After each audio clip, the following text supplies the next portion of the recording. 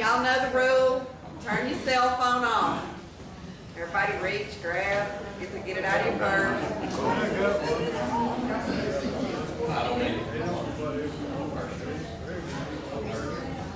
And remember, we are recording this, so if you wish to get a copy of it, we'll have it within the next week or so. We do have, did you bring the last one today? We have our last speaker. We'll have that ready by tomorrow probably.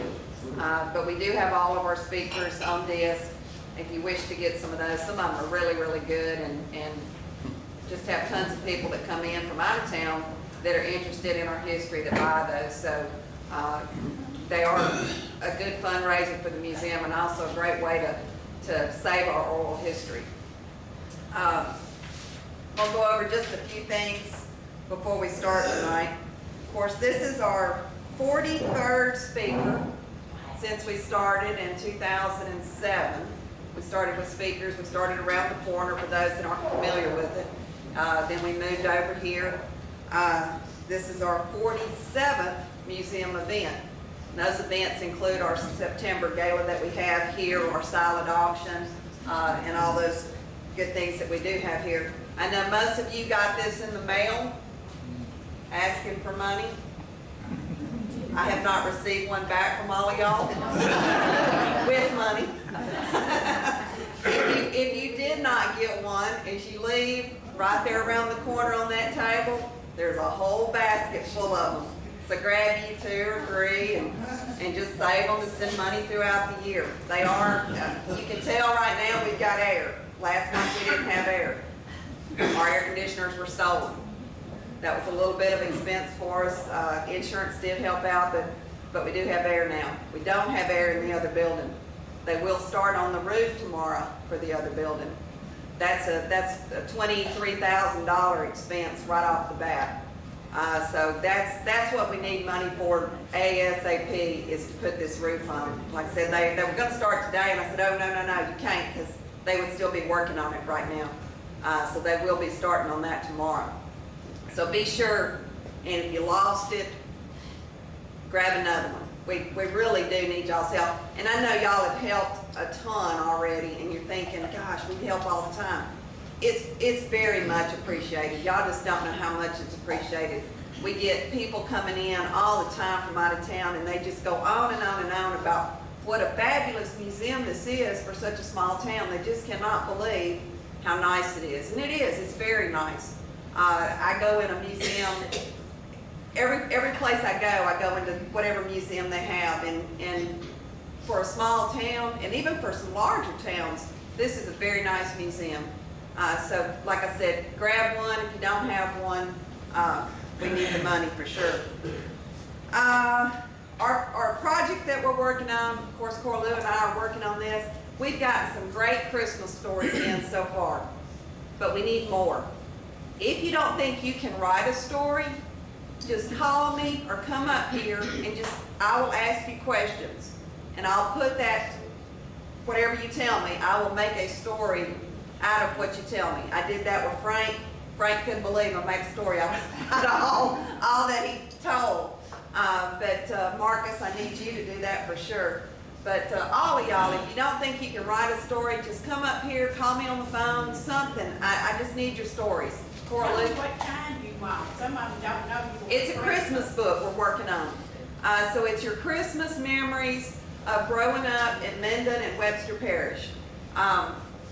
It doesn't have to be one particular Christmas. It can be just your, the things that you remember, the way the town was decorated, the things that y'all, that you remember your grandparents or your mama cooking, special gifts that you may have gotten, or special things that you may have gotten somebody.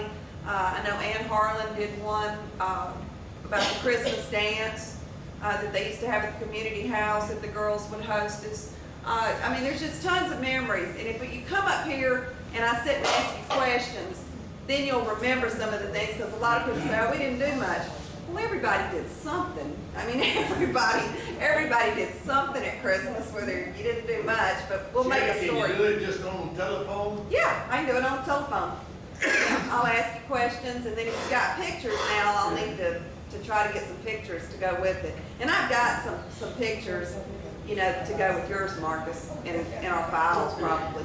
But yeah, it's gonna be a great book. Corlou's working on the cover for it. It's got some great pictures in it that people have already sent in. But anyway, the deadline on that, we want to have the book back by our October event. So I would like to get that thing sent in, say by August. So y'all, I really need to get those stories in, Corlou. Well, I've told everybody to get theirs in by July. That's good, the earlier the better, because it takes me a while to lay them out. Everybody's gonna want that book because there's some of the neatest stories that y'all are gonna love. Yeah, I mean, it really is. It's some very interesting stories, and it's what I like about it. It shows the different sides of different families. You know, ours. You know, we ate on paper plates, and I painted a commode seat like a Christmas wreath and tied it on our van. But you know, not everybody did that. You know, some people ate on crystal. We didn't do that.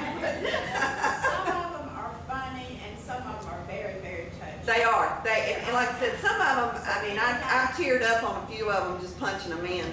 But they're very, very good, and a ton of history. I'm learning a lot of history about them. So y'all please write me Christmas memories. And like I said, if you don't think you've got some, just call me. You've got memories, you just don't know it.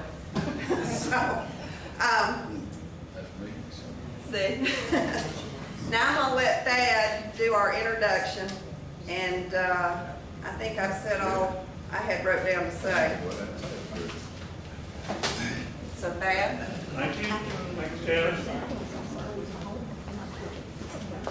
It's a pleasure to have Sherb here this evening to be our speaker.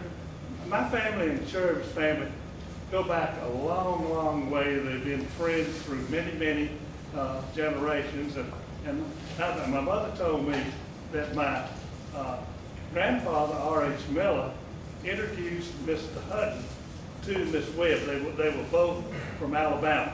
And so the families knew one another there. Now, of course, I knew Dr. Sentell pretty well, too. And Dr. Sentell was one of these people that liked to plan his family's lives. And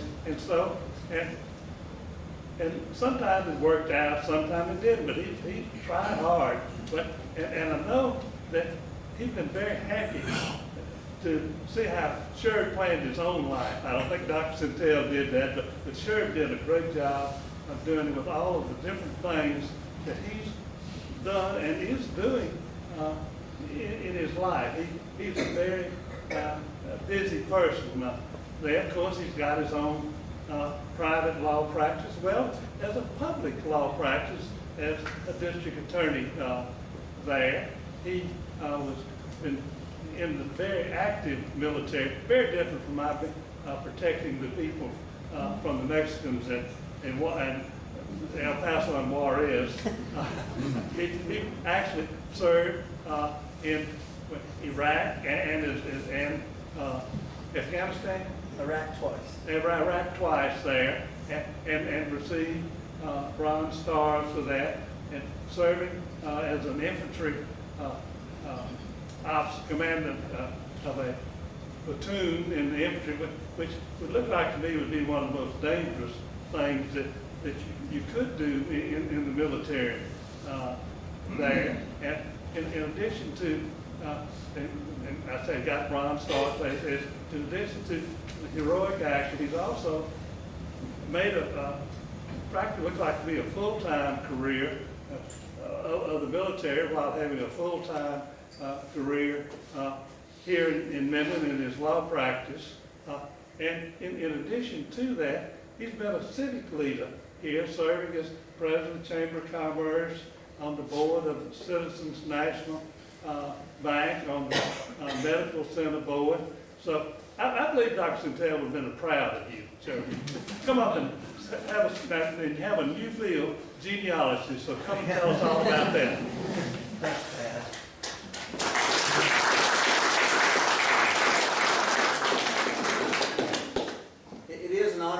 tonight. I want to kind of dedicate tonight's talk to my father, who's last week, as most of you know, he's getting preventative chemotherapy because they don't think he has cancer, but they're giving him 6 months of it to keep it from coming back. And he's just been very, very weak. He's lost 45, 50 pounds, and last week he fell and hit his head, and he's in the Minden hospital.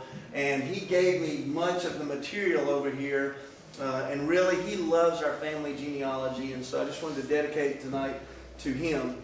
And, you know, when Mom kind of volunteered me to do this, I said, Mom, why don't you get somebody that actually knows about our family? You know, this is, it kind of reminds me, though, of the general who told me, he said, Sherb, I'm sending you to Iraq. I know you don't really want to go right now, but later on you're going to thank me what it does for your career.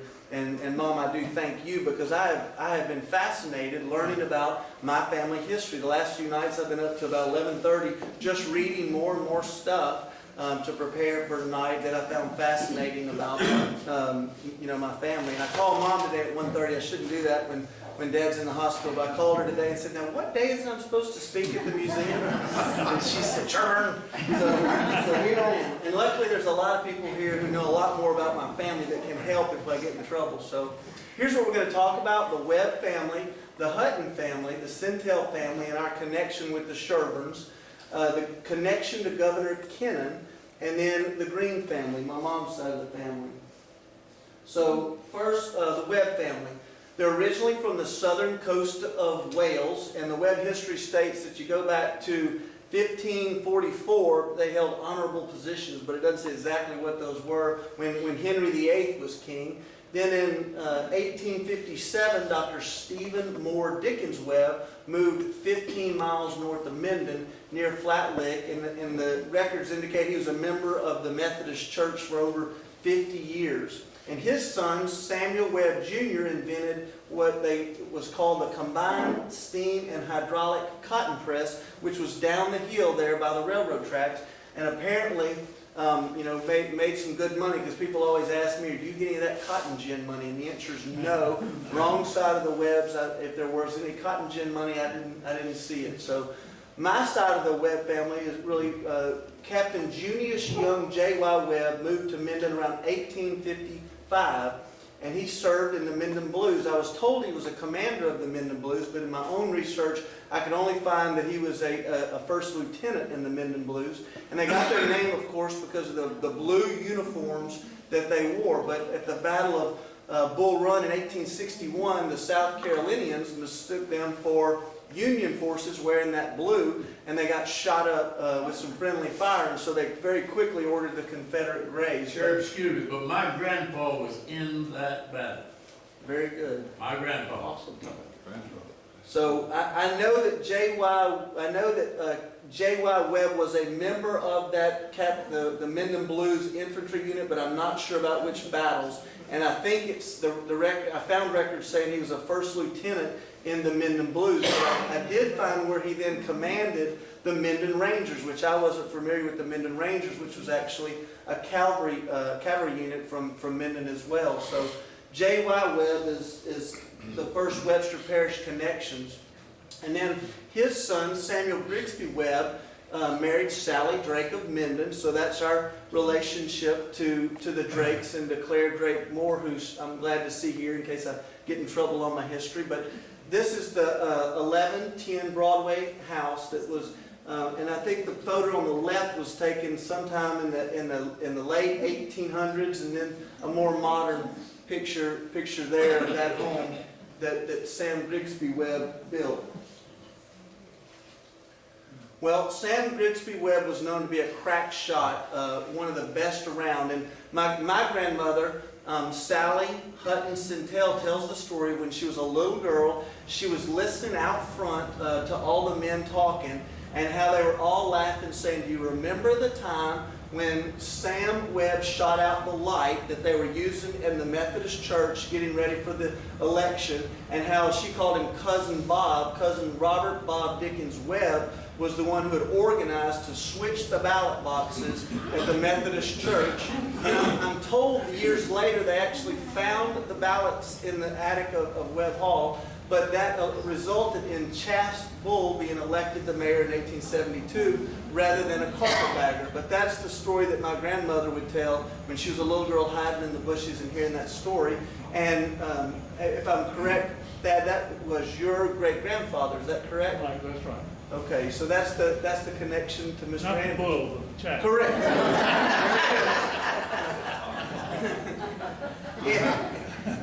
In 1888, Mr. Webb opened Webb Hardware. He ran it for 40 years before ultimately selling it. And I think it ran about another 60 years or so, so about 100 years being known kind of as Webb Hardware. And Webb Hall, which was at the Methodist Church before the remodeling and rebuilding, was named in honor of that part of the Webb family.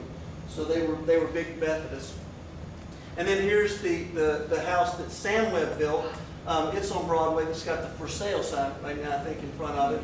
And then, of course, he married Sally Drake, and they had Annie Juliet Webb, who did marry C.M. Hutton, and that's the parents of Sally Hutton Sentell, who's my dad's mother, and that's a picture of that house. And as a little kid, I would go over to that house. My Aunt Cece had that as a very fascinating, fun house to play in. But Mr. C. Marion Hutton married Juliet Webb, and he was a flower salesman from New Orleans. And when he came to Minden, he stayed with the R.H. Millers, just like Thad had indicated, who I'm told were grandparents, I hope I got that right, of Thad. And then the Millers did, according to my family legends and stories, also introduce C.M. Hutton to Juliet Webb. And they had two daughters, Juliet, who we call Cece, who married Charles Rathbun, and Sally Hutton, who married my grandfather. And my grandmother was very proud. She was the first woman elder in the Presbyterian Church, at least, I think, in Louisiana. So she was very, very proud of that. And they were devout Presbyterians. And Hutton Hall at the Presbyterian Church was named in honor of the Hutton family and what all they did. And Mr. Hutton loved Jersey cows, and he started Hutton's Dairy, and then later sold it to his ranch foreman, who was Mr. Hinton. And so then it got to be known as Hinton's Dairy. He was also the top Masonic Lodge officer in the state of Louisiana, and he was very involved with the Masons. And I know my grandmother, would want me to talk about that. So there are lots of pictures of him in all of his Mason uniforms and stuff. The Sentell family is thought to have come from English and French ancestry. I've actually looked. I see a lot of times where it's talked about it came from France, a lot of times England, and so I'm putting both. I've not been able to figure it out, so I'm putting kind of both. There are early references in Virginia back to 1643, and then in Louisiana in Iberville Parish, 1769, talking about Sentells. But I do know they came to Mississippi, and then the Collinsburg area. Most of the Sentells from North Louisiana have their origin in near Collinsburg, which is just north of Benton, back in the early 1850s. And Don's father, Nathan William, but everybody just called him Will Sentell, or Pa, I think the family called him that. He was raised in New Orleans, and he first married Betty Sherburne, and then she had 6 kids before she died. And then his second marriage was to Annie Eliza Sherburne, who was the cousin of Betty. So I'm told she came up to help with the kids, and then they fell in love and married, and that was Doc's mother. And she died 7 days after having John Sentell, who everybody called Jack. And on her deathbed, my grandfather told the story that his mother told him, I want you to go to medical school and become a doctor, and promise me you'll fight hard and never lose a mother. And so Doc did go to medical school, and I just had dinner the other day with Eugenia Bridges and Irene Frazier, and I think Irene said that Doc delivered her. Well, he also delivered me, my little brother, and his last baby to be delivered was my little sister, Molly Sentell, and he delivered Gene also, okay. So he has delivered a lot of people, but he quit with Molly. He said, I want to end while I can keep that promise of never losing a mother. And when I clerked for Judge Walter over in Shreveport, his court reporter, Karen Tyler, told me that, hey, your grandfather delivered me, and it was a very complicated pregnancy, and he rushed her to LSU to get the procedures that she needed, her mother needed, because he did not want to lose a baby. And so what's another funny story about that, so that's, you talk about a commitment, that was a pretty tough promise to make on your mother's deathbed. But my mom tells the story of after she had Molly, Doc came in, and Mom was a nurse, and so he came in and said, "How do you feel, Diane? You okay?" And she said, "Well, I'm mostly okay, but I hurt here, and I hurt here, and I hurt right here, and on the back of my neck, and I hurt here." And he said, "Oh, yeah, you had about 14 moles. I just didn't like the way they looked, so I just took them off while you were there." So today's informed consent, you would not have that. So that was pretty funny.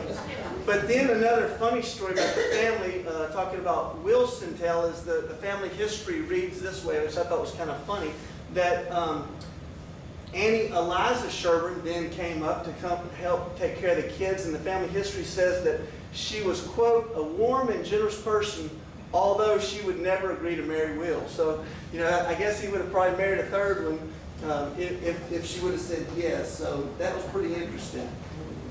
One of the things I did not know about my family, and maybe they told me and I just forgot, but in the old box of stuff that they gave me, this huge box, I didn't bring the whole thing in, but this is a 1953 article written by somebody named Rupert Payton. I don't know if this is in the Shreveport Times or if it was in Bossier, I don't know. But this is this article. It reads, "No great monument," again, December of 1953. And Will Sentell died in, I think, 1934. I just looked it up again. He died in 1934, so this is 20 years later. He says, no great monument has been erected in his honor, but he has left a heritage that should bring pride to every native and resident of Webster Parish. Will Sentell inaugurated a custom of bringing public bodies closer to God that has spread to many parts of the nation. Mr. Will, as he was known, spent over 40 years on the Webster Parish School Board, and he said, he thought that all sessions of the Webster School Board should be opened with prayer. Man, he believed, should begin no great talk without invoking the blessings of the Almighty. And this article reads, "This custom that Will Sentell inaugurated of opening meetings of the parish school board with prayer has now spread to many other such bodies throughout the nation. The custom has even recently been adopted at athletic events. Bossier, Louisiana, the state, and the nation owe a great obligation to N.W. Sentell, a man who made God a partner in everything he did." So I made about 20 copies of this article up here if anybody wanted it, because I found that fascinating, and I never knew that my great-grandfather, at least this writer gives him credit for being the one to start a public meeting with prayer. And just on May 5th, 2014, speaking of current topics years and years later, in Greece versus Galloway, the United States Supreme Court, in a 5-4 decision, just ruled that the town of Greece, New York, can have Christian prayers before its city council meetings. So I'm very proud of Will Sentell and his role that he played in being at least one of the people who started that tradition. And I had not heard that. If I had heard it, I apologize for forgetting it, but I found that fascinating. Doc, my grandfather, I've got a picture of Doc here just because he was a character, and so I got a picture if anybody wants that. And I've got a bunch of genealogies up here. There are only 15 slides, so if y'all get worried, there are only 15. But Doc was a quarterback at Tulane. He had 3 jobs putting himself through law school. He ran a cleaners. He was a security guard at the Cabildo Museum, and he was a house manager bookkeeper for his fraternity. He probably got more studying done at the Cabildo, I would think, but he had a very strong work ethic. And Pa had told him, Will Sentell had told him, I can only pay for 1 year down there, so after that you're on your own. And so that's why he had those 3 jobs. And he came to Minden in 1932, and I'm told that there was somebody who was about to die or had some horrible problem, and they said, well, see if the new doctor knows how to do it. And Doc had just learned this new advanced appendectomy procedure at Tulane, and he did the surgery, and the person lived, and so he got that kind of famous in town that he could do this new surgery for an appendicitis. So that was pretty interesting. He also had a great theory about choosing the sex of your child, which is still used today, and Mom can tell you that how you do that, and it's about 85% successful according to some accounts. So anyway, Doc married Sally Hutton in 1934 when she was only 17 years old. He'd actually been secretly kind of seeing her, and so he was 12 years older, and so they got married when she was 17. Now, the Governor Kennan, who was Doc's brother-in-law, appointed Doc head of the charity hospital in Shreveport, and so it's now LSU Hospital. But my dad tells stories, and I wish you were here to hear this, but they moved to Shreveport when Doc got appointed to head of charity hospital, and they were building what's now currently LSU. And Dad tells stories of he and his friends, his new friends in Shreveport, would play hide and seek in that building at night, while it's under construction with no stairs and holes. And, it sounds like a horrible safety, whatever, but those are some interesting stories to hear about him playing hide and seek in LSU. But 2 years later, Doc came back to Minden and became president of Minden Hospital for over 40 years or so. He loved cattle and farming, and he was president of the Louisiana Pecan Growers Association. So don't get in an argument with my dad about it, whether it's pecan or pecan. So he'll tell you it's pecan.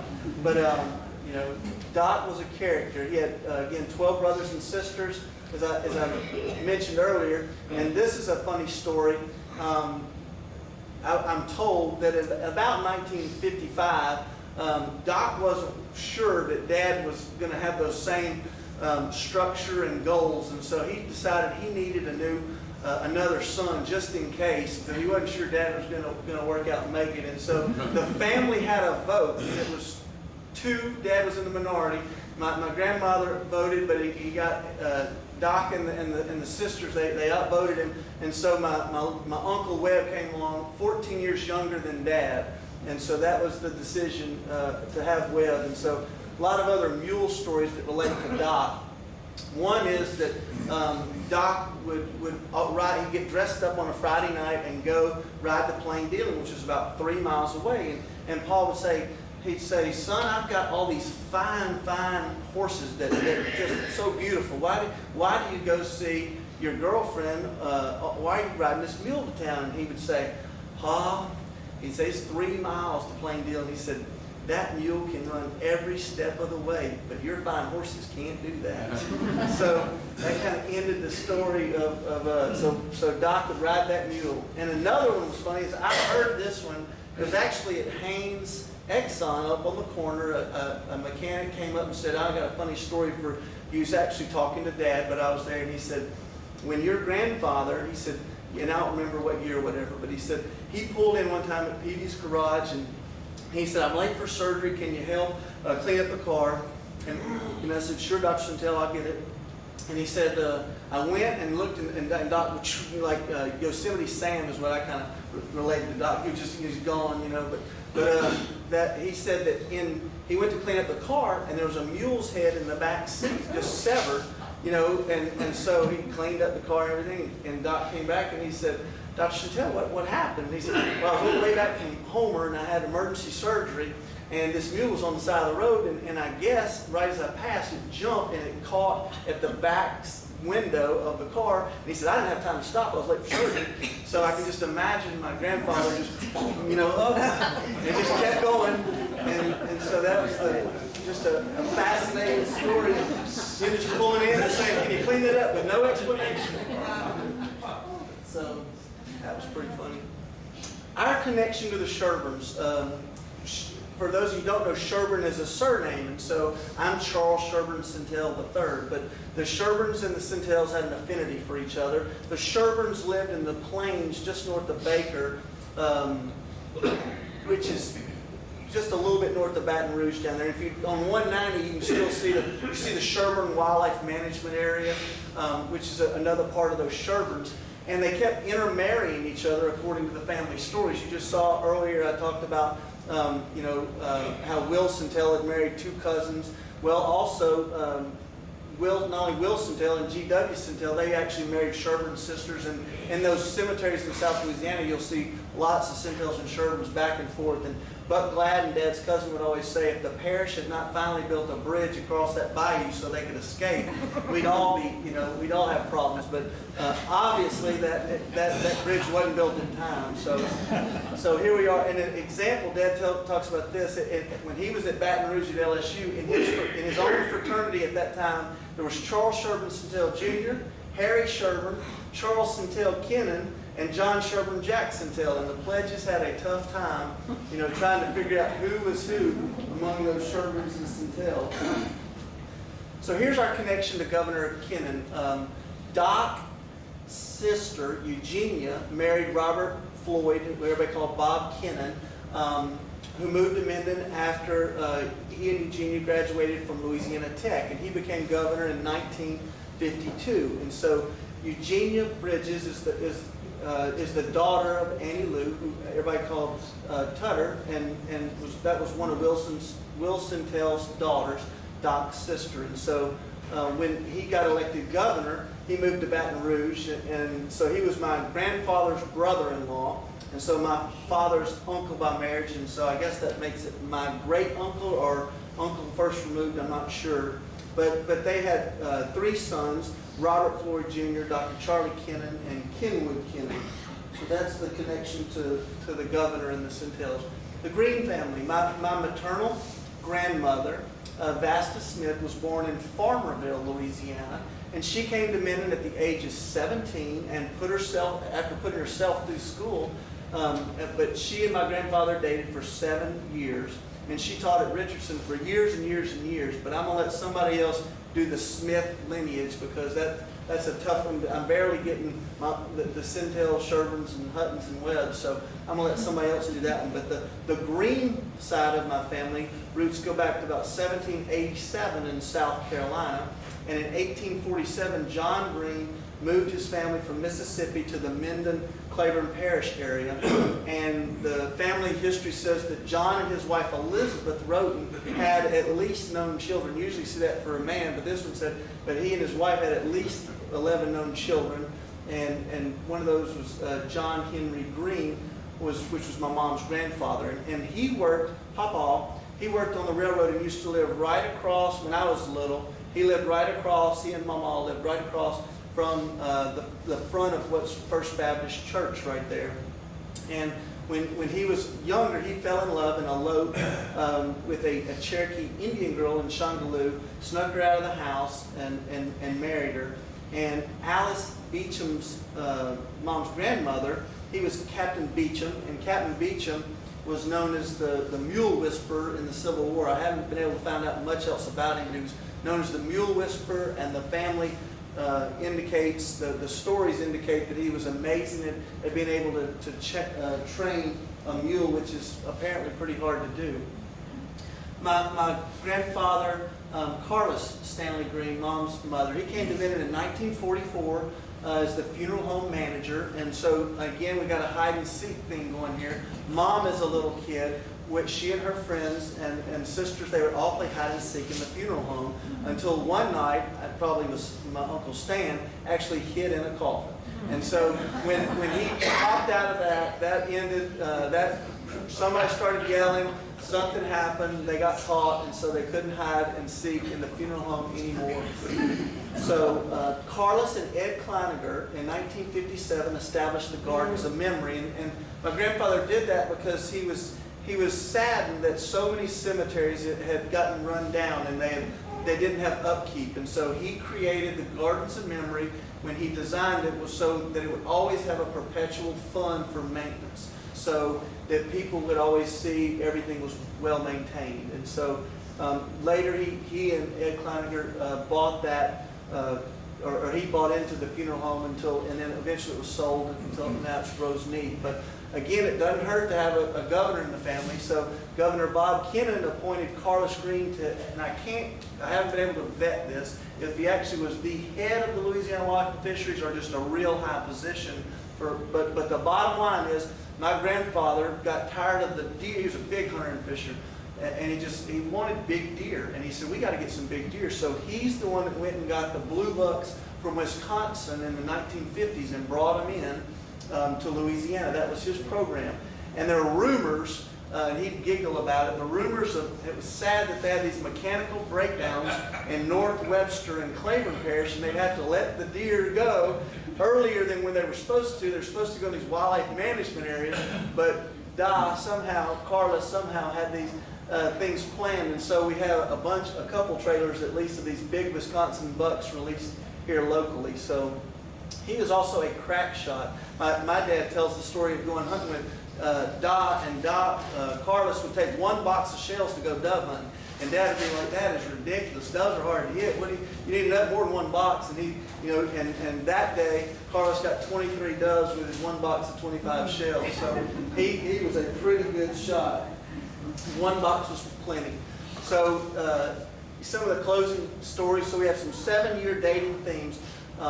Carlos and my grandfather and grandmother dated 7 years, and my mom and dad actually dated 7 years, and June 27th, that'll be their 50-year anniversary. So please keep Dad in your prayers, and we hope he's going to make a full recovery, and we'll have a big celebration at that time.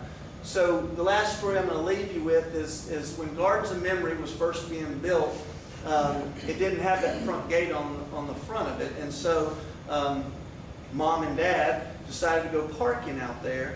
And so they're parking out there at night, and a Minden police officer or deputy came up and saw them in the very back there and shined the flashlight on them and said, "Hey, y'all are going to need to leave. You can't stay." And Dad, being the pre-lawyer, but he wasn't yet, said, "Officer, actually, this is Carlos Green's daughter, and he owns this land, so it's okay for us to be here." And he said, "I know who that is because Carlos Green told me to come get y'all and tell you to get out of here."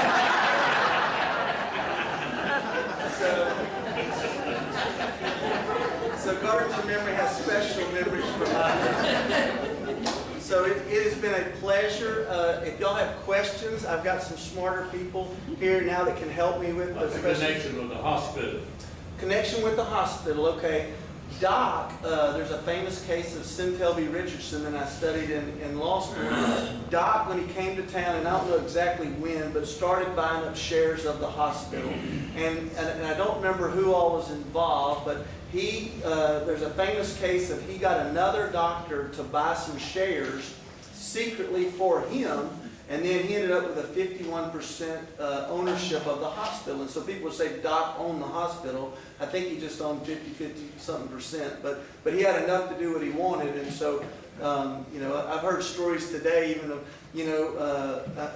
somebody telling me coming in of Dr. Kimberly was in surgery and a dog ran through it. He said, "Good gosh, a dog, whose dog is it? Get that dog out of here." And they said, "That's Dr. Sentell's dog." So, and I've heard, I don't know if it's true or not, and I heard stories about, Dr. Bridges parking in his spot, and, so I've heard a lot of silly stories about that, but Doc eventually owned 51% of the hospital, and the Supreme Court case I read said it's okay to have somebody be your agent and not disclose that when they do business. That's why we're reading the case. But, you put your head down when you see your name in a case, you're like, "Ooh, I don't know what's going to happen in this case." But so we read it. But that's the connection with the hospital. And Doc was very proud of Minden Medical, or back then Minden Sanitary. He loved the hospital and went to LSU and was just appalled at how people were treated over there, and really worked hard to try to get that system doing better. So, and a footnote to that, at the time that Doc bought those shares,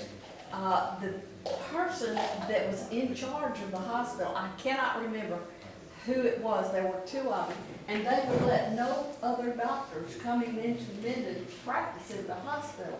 Once Doc got his 51%, he said it's open to all doctors, which most people felt like Doc had an iron hand, but he wanted all doctors to be able to have a place because he'd been shut out when he first came to Minden.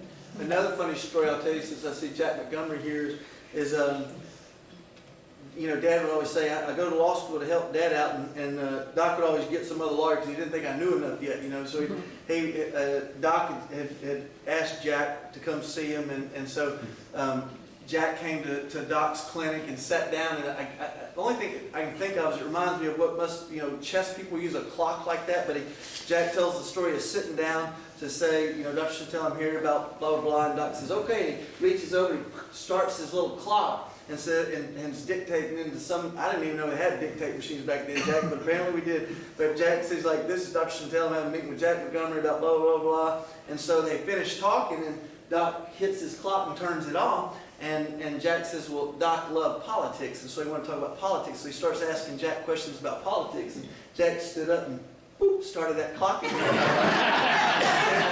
And Dr. Sentell just looked at him, so Doc was a character, though. I said I'd talk to you about anything you want to talk to. Yeah, exactly. Exactly. When I was a little kid, I'll never forget, Doc I was a little kid, and they'd say, Sherb, who spanks the hardest of everybody? And I got probably 1,000 spankings from my parents, and I deserved at least almost all of them. So, and it's funny, I don't know why they always ask me that. And I say, Granddaddy Doc, he spanks the hardest of everybody, he spanks the hardest. And they'd say, well, how many spankings did he actually give you? And I'd have to think, and I'd say, none. But I always knew Granddaddy Doc spanked the hardest. And I'll never forget, I was a little kid, and my little brother Hutton, at breakfast, my little brother Hutton, little thing just comes crawling up in his lap while he's eating, and he'd be reading the newspaper, And so I can't see Doc, but I see Hutton just pulling it. And Doc's had a pocket just full of pins, and I guess those things you look in your ears and eyes and all that stuff. And he's fiddling with all that stuff and pulling it out. Doc's just reading his paper, And so he pulls that paper down just a little bit, and he says, you need to eat your breakfast. And I was like, yes, sir.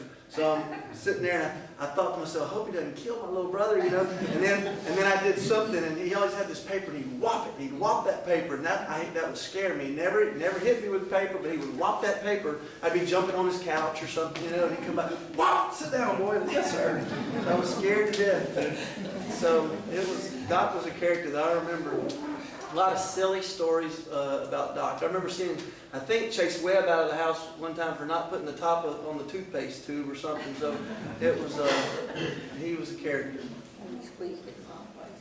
Any other questions? Well, thank y'all very much for coming. I really enjoyed it.